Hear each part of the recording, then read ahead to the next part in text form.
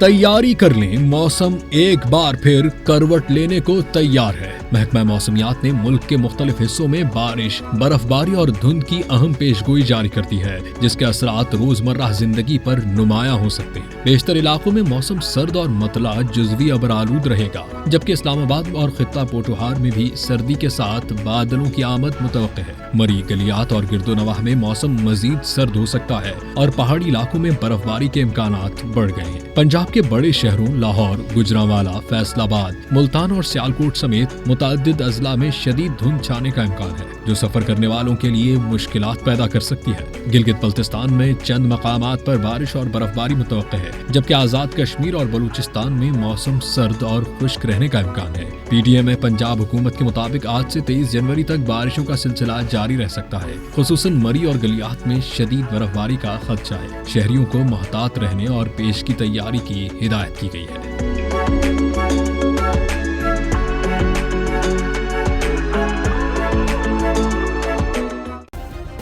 Subscribe करें और bell दबाएं ताकि कोई खबर रह न जाए।